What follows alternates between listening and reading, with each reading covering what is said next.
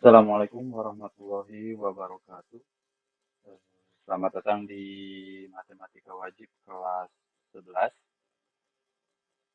Untuk materi yang pertama yang akan kita bahas hari ini yaitu tentang induksi matematika. Apa itu induksi matematika? Jadi induksi matematika itu merupakan metode yang digunakan untuk membuktikan bahwa suatu sifat atau suatu rumusan yang didefinisikan pada bilangan asli n. Jadi objeknya di sini adalah bilangan asli n ya. Itu bernilai benar untuk semua nilai n yang lebih besar atau sama dengan sebuah bilangan asli tertentu. Jadi nanti kita akan membuktikan suatu sifat atau suatu rumusan itu berlaku tidak untuk semua bilangan asli. Ya, itulah induksi matematika. Sekarang untuk kompetensi dasarnya dari pengetahuan. Untuk pengetahuan ya. Untuk pengetahuan bahwa kompetensi dasar pengetahuannya di poin 3.1 kalian diharapkan dapat menjelaskan metode pembuktian pernyataan matematis yang berupa barisan, ketidaksamaan, keterbagian dengan menggunakan induksi matematika. Itu untuk kompetensi pengetahuannya. Sedangkan untuk kompetensi keterampilannya, kalian diharapkan berarti kalian harus bisa menggunakan metode pembuktian induksi matematika untuk menguji pernyataan matematis berupa barisan, ketidaksamaan, dan keterbagian. Oke, itu jadi kompetensi dasar yang harus kalian kuasai dari materi ini ya. Oke, sebelum kita masuk ke induksi matematika, karena di sini yang akan kita buktikan pernyataan matematis berupa barisan, di mana bahwa eh, rumusan atau sifat yang akan kita buktikan itu berupa rumus jumlah, ya, jumlah dari sebuah barisan, maka kita akan pelajari dulu yang namanya penjumlahan beruntun. Jadi penjumlahan beruntun. Barisan itu kan terdiri dari angka-angka yang mempunyai pola, ya, beruntun. Terus akan dijumlah, maka yang akan kita bahas sebelum ke industri matematika, kita pelajari dulu bagaimana cara menentukan penjumlahan beruntun. Untuk lambangnya sendiri, penjumlahan beruntun, yang mungkin sudah kalian lihat di modul atau kalian sebelumnya pernah mempelajari, yaitu lambangnya seperti ini ya. Namanya notasi sigma. Oke, jadi notasi sigma ini melambangkan proses penjumlahan beruntun. Ya. Jadi kalau kita misalkan bentuk umumnya ya, misalkan ada sebuah bilangan, kita tuliskan sebagai suku yang pertama, bilangan yang pertama ditambah dengan bilangan yang kedua, ditambah dengan bilangan yang ketiga, ditambah seterusnya sampai ke suatu bilangan yang dengan unsur n, dengan nilai n, ya, maka notasi sigmanya, jadi penjumlahan ini dapat kita ringkas penulisannya dengan menggunakan notasi sigma dengan rumusan U untuk nilai I, untuk unsur I, di mana I-nya itu dimulai dari batas bawahnya, berarti dimulai dari angka 1, dari bilangan 1. Karena bilangan asli itu dimulai dari angka 1. Sampai kemana? Sampai batas atasnya adalah N. N ini bisa berapa saja. Yang pasti dia adalah bilangan asli. Nah, ini bentuk umum dari notasi sigma ya, penjumlahan beruntun. Jadi bentuk penjumlahan ini bisa kita sederhanakan dalam bentuk notasi sigma. Nah, dari sini ya, karena barisan itu ada dua tipe ya, ada dua bentuk barisan. Yang pertama adalah barisan, bentuk penjumlahannya berarti akan berbentuk deret ya, namanya deret aritmatika. Ya. Yang pertama ada deret aritmatika, di mana kata kuncinya untuk deret aritmatika adalah selisih antar suku. Ingat-ingat, kata kunci untuk deret aritmatika itu adalah selisih antar suku. Ya. Biasanya nanti dilambangkan dengan huruf B atau beda. Ya.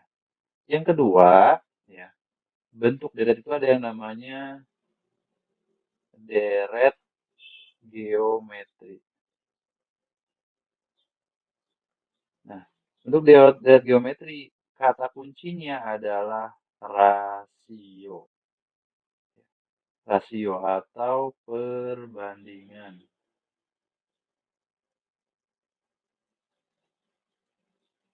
Biasanya nanti dilambangkan dengan huruf R, rasio. Oke, bagaimana kita menentukan notasi sigma pada barisan atau deret aritmatika, deret geometri? Kita coba dengan menggunakan contoh. Oke, contoh yang pertama. Contoh yang pertama kita untuk menentukan deret aritmatika dulu ya.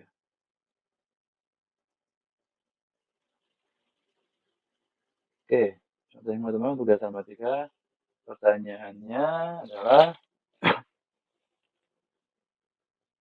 misalkan ada sebuah deret ya. Misalkan ada sebuah deret, deretnya adalah 1 tambah 6 tambah 11 atau bisa kalian lihat di contoh di modul ya. 16 tambah 21 tambah 26 tambah 31. Misalkan ada sebuah deret aritmatika, terus yang ditanyakan adalah nyatakan deret tersebut, nyatakan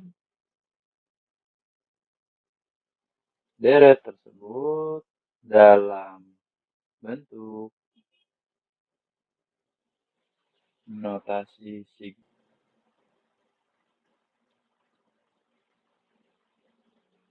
Oke, nyatakan deret tersebut dalam bentuk notasi sigma. Apa yang harus kita lakukan? Oke, ini proses menjawabnya. Jadi kita lihat dulu. Kita ingat bahwa tadi ya, yang namanya deret aritmatika, dia disebut deret atau barisan aritmatika. Jadi bedanya barisan dengan deret, barisan itu adalah kumpulan dari angka-angka yang mempunyai pola. Ya, polanya itu selisih. Itu yang mempunyai pola itu namanya barisan ya. Kalau deret itu barisan yang ada proses penjumlahannya seperti ini.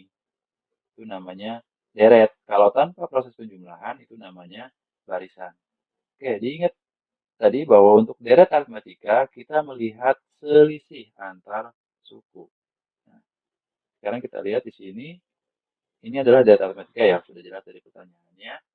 Kita lihat selisih antar suku. Kata kuncinya adalah selisih antar suku. Kita tuliskan dulu, misalkan 1 tambah 6, tambah 11, tambah 16, tambah 21, tambah 26, tambah 31. Kita misalkan ini adalah suku yang pertama.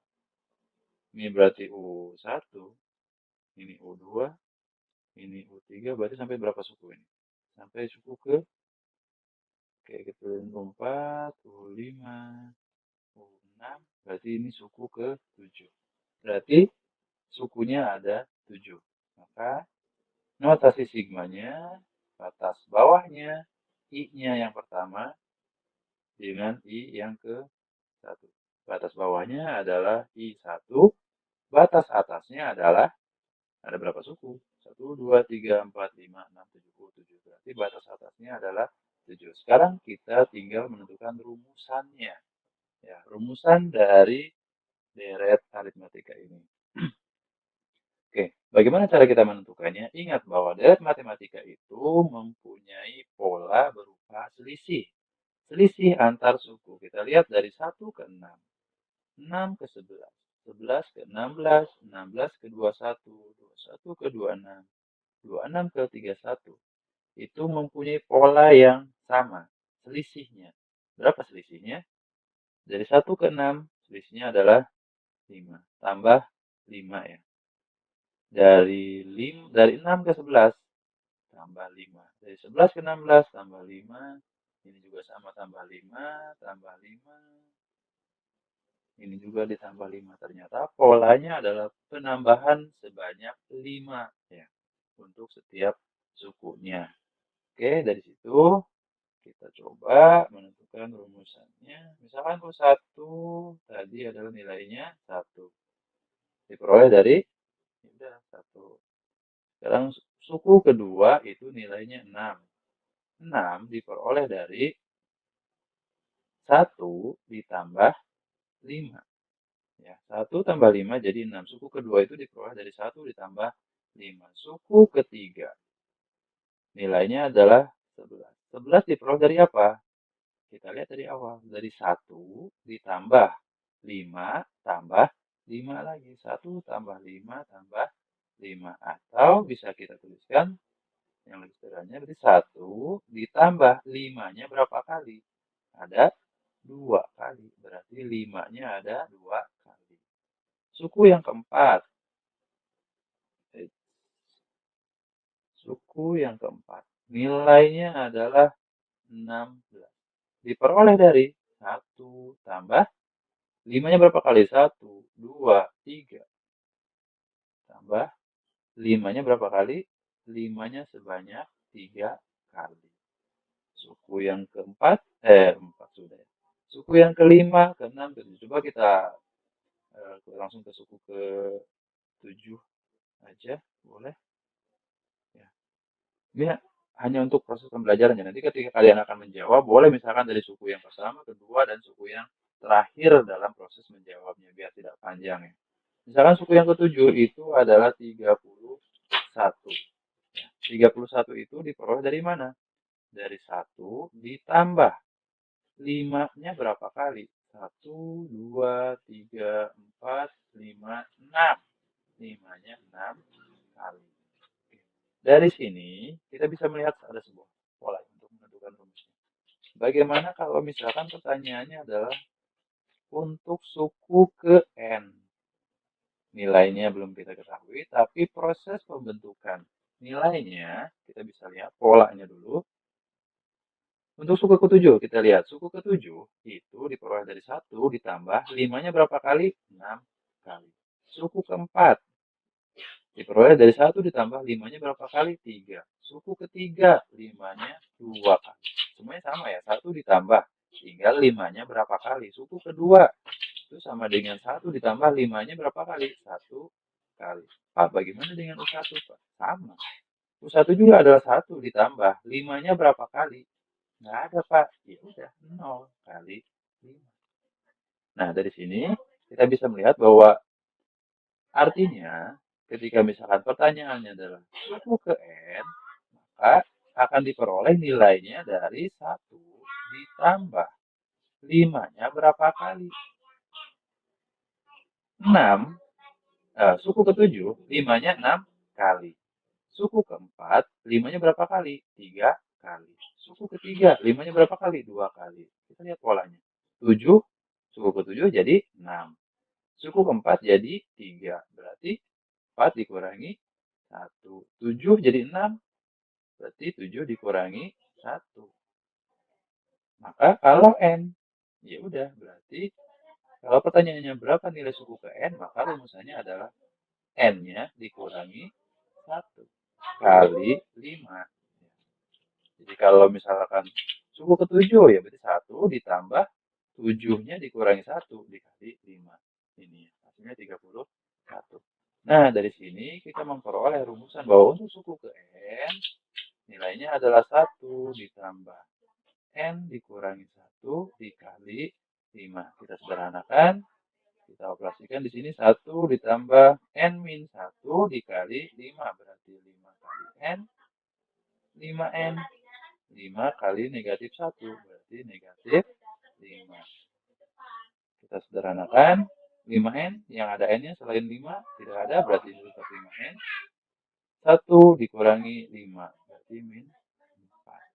Oh, ini rumusan yang bisa memenuhi dari setiap suku pada deret aritmatika ini. Sehingga Maka di sininya bisa kita tuliskan bahwa rumusan yang memenuhi deret ini adalah 5 dikali ini untuk suku ke N. Sedangkan di sini adalah unsurnya adalah I. Berarti kita ganti N ini ya dengan I.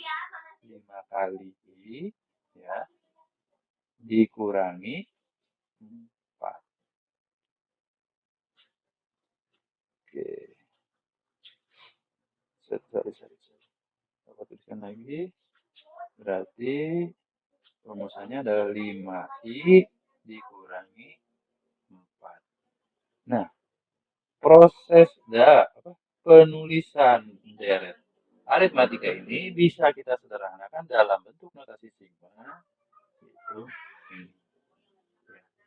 Terus Pak, bagaimana kalau kebalikannya? Kebalikannya gimana maksudnya? Kalau misalkan diketahui notasi sigmanya, terus kalian disuruh menentukan deret yang sebenarnya, ya, deret dalam bentuk biasanya, dalam bentuk panjangnya, ya sudah, kalian masukkan dimulai dari unsur yang pertama, yaitu suku yang ke-1, berarti I-nya diganti dengan angka 1. 1 kali 5 dikurangi 4, hasilnya 1. Ketika suku kedua, oh berarti I-nya 2, berarti 5 kali 2, 10 dikurangi 4, hasilnya 6, dan seterusnya sampai suku yang ke-7. Tahu bisa kalian lihat di modul. Itu untuk deret aritmatika ya. Bagaimana dengan deret geometri? Sekarang contoh yang kedua. Contoh yang kedua, kita akan menentukan notasi sigma dari deret geometri. Oke. Misalkan ada sebuah deret. Deretnya itu aduh, sorry. Misalkan deretnya adalah 3.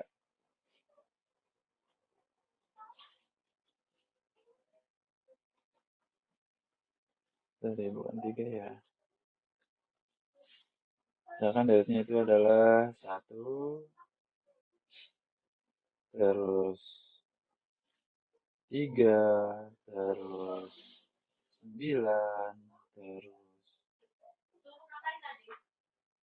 27, terus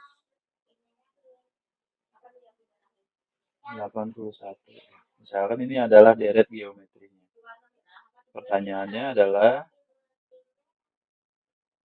nyatakan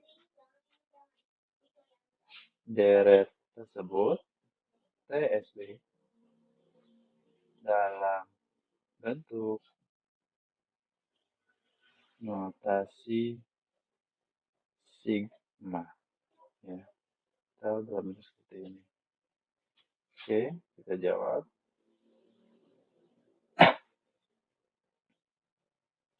Jadi 1 ditambah 3 tambah 9 tambah 27 tambah 81 kita akan gambarkan dalam bentuk notasi sigma. Sekarang sukunya dulu ada berapa? Dimulai dari suku yang pertama, ini suku yang kedua, ini suku yang ketiga, ini suku yang keempat, ini suku yang kelima. Oh, ada 5 suku. Berarti I-nya atas bawahnya adalah 1, maka batas atasnya adalah 5. Tinggal kita tentukan rumusannya. Oke, untuk deret geometri tadi, kita lihat di deret geometri. Deret geometri, kata kuncinya adalah rasio atau perbandingan antar suku. Ya. Perbandingan antar suku. Berarti kita akan melihat perbandingan antar suku. Membandingkan antar sukunya. Oke, misalkan suku yang pertama adalah 1. Suku yang kedua adalah 3. Suku yang ketiga adalah 9. Kita lihat. Dari 1 ke 3. Kalau misalkan nggak selisihnya 1 ke 3 berapa? 2. 3 ke 9 berapa? nambah 6. 9 ke 27 berapa? Kok nambahnya tidak sama ya? Berarti ini bukan deret aritmetika, selisih. Yang kita lihat adalah rasio atau perbandingan antar suku. Jadi misalkan 3 ini diperoleh dari mana? Perbandingan berarti antara perkalian dan pembagian. 1, ya. 3 ini diperoleh dari 1 dikali 3. Ya kan? 1 diperoleh dari 3. 3 diperoleh dari 1 kali 3. Sekarang 9. 9 itu diperoleh dari mana? 9 itu diperoleh dari 1 dikali 3 dikali 3. Ya. Sekarang syukur yang keempat. 4-nya nilainya adalah 27. 27 diperoleh dari mana? Dari 1 dikali 3. Jadi ke sini kali 3. Oh, yang ini. Ya. Berarti ini adalah dari 1 ke 3 itu dikali 3. 3 ke 9 dikali 3. 9 ke 27 kali 3 juga. 27 ke 81 dikali 3 juga. Berarti 27 ini 3-nya berapa kali? 3-nya 3 kali. Atau kita bisa sederhanakan 3-nya 3 kali. 3 kali 3 kali 3. Kalau disederhanakan penulisannya pakai berarti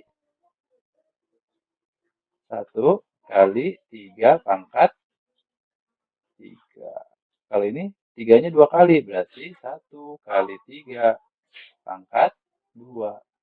Berarti kalau suku ke 5 nilainya 81 diperoleh dari 1 dikali 3 pangkat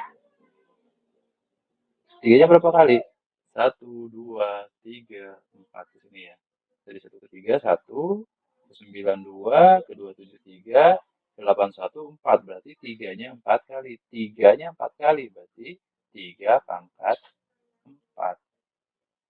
Ya. Berarti kalau misalkan pertanyaannya tentukan ketika misalkan suku ke N nilainya belum diketahui, proses penentuan nilainya akan diperoleh dari 1 dikali 3 pangkat 5 jadi 4, 4 jadi 3, 3 jadi 2, 2 jadi 1, 1 jadi ini bisa jadi 3 pangkat 0. 3 pangkat 0 berapa? 1. 1. Maka kalau untuk suku ke N, ya untuk lihat geometri ini, nilainya tidak diketahui akan diperoleh, tapi akan diperoleh nilainya dari 1 dikali 3 pangkat N dikurangi 1. Ya. Karena ini 1 berarti tidak ya, tidak harus dituliskan, maka untuk suku ke N ini bisa kita tulis sebagai 3 pangkat N dikurangi 1. Ya. Maka rumusannya akan kita peroleh, garisnya digeser dulu. Oke, maka rumusannya adalah 3 ini untuk nilai N. Sedangkan di sini unsurnya adalah dimulai dari I. Berarti 3, N-nya kita ganti dengan I. I dikurangi 1. 3 pangkat I dikurangi 1. Ya. Jadi ini adalah notasi sigma dari deret geometri 1 tambah 3 tambah 9 tambah 27 tambah 81 adalah notasi sigma dengan unsur I di batas bawah 1 dan batas atas 5 dengan rumusan 3 pangkat I dikurangi 1. Kalau prosesnya dibalik gimana Pak? Kalau misalkan ada rumusannya, sama seperti tadi, ada rumusannya, terus kalian disuruh menentukan deretnya, ya angka-angkanya, ya udah kalian masukkan, berarti dimulai dari I-nya ketika unsur I-nya 1, berarti I-nya diganti 1, 1 dikurangi 1, 0, 3 pangkat 0, 1. Ya. Ketika misalkan I-nya 2, berarti 3 pangkat 2 dikurangi 1, 2 dikurangi 1, 1. 3 pangkat 1, 3. Dan seterusnya sampai I-nya itu 5. 3 pangkat 5 dikurangi 1 berarti 3 pangkat 4. 3 pangkat 4 berapa? 81. Ya. Jadi itu proses untuk menentukan notasi sigma dari sebuah deret. Ya. Baik itu deret aritmetika maupun deret geometri. Nah, sedangkan untuk sifat-sifat dari notasi sigma, ya, oke, ini kita buka baru, oke, untuk sifat-sifatnya, ini ya, sifat-sifat dari notasi sigma, ada beberapa sifat dari notasi sigma yang bisa kita pelajari, ini penggunaannya nanti ketika kalian akan mengerjakan tugas di sini, tugas dalam bentuk variasi, sifat-sifat ini bisa kalian gunakan ya. Nah, untuk penjelasan dari sifat-sifat notasi sigma ini bisa kalian lihat di video berikutnya. Ya. Terus untuk penugasannya, oke, bentar Bapak hapus dulu. Untuk penugasannya, ini tugas yang pertama, tuliskan dalam bentuk penjumlahan biasa. Berarti kalian tuliskan ya dalam bentuk penjumlahan biasa, berarti dimulai dari I-nya ketika I-nya 1 sampai I-nya 5. Berarti I-nya diganti dengan angka 1 dulu. Ya, berapa untuk suku pertamanya? Kalau untuk suku kedua berarti I-nya 2 sampai suku ke-5. Begitu pula untuk poin B-nya. Sedangkan soal nomor 2 di sini adalah deret aritmetika seperti yang tadi contoh. Kalian tentukan notasi sigmanya ya. Ingat ya, selisih itu tidak harus selalu sorry. Nah, 2 ke 5 ini bisa tambah 3. 5 ke 8 tambah 3. Sekarang kita lihat yang B. 321 ke 315. Berapa selisihnya? Dikurangi 6. 315 ke 306 kurangi 6. Kalau ini proses selisihnya adalah ditambahkan yang poin A. Kalau poin B itu proses selisihnya itu dikurangi. Itu untuk soal nomor 1, nomor 2. Dan nomor 3 itu berarti untuk deret geometri. Sama ya, ingat-ingat di sini pangkat ya. Rasio yang kalian lihat. Oke, untuk soal nomor 1, 2 dan nomor 3. Sekarang untuk soal nomor 4-nya. Nah, ini soal nomor 4-nya. Tentukan kebenaran hubungan ini. Nah, ini kalian kerjakan berdasarkan sifat-sifatnya ya. Kalian lihat video tentang sifat-sifat, nanti kalian bisa mengerjakan tentang hubungan dari kebenaran antara ruas kiri dengan ruas kanan. Jadi kalian mencari nilai di ruas kiri yang akhirnya akan sama dengan nilai yang ada di ruas kanan. Oke, itu untuk pembelajaran hari ini.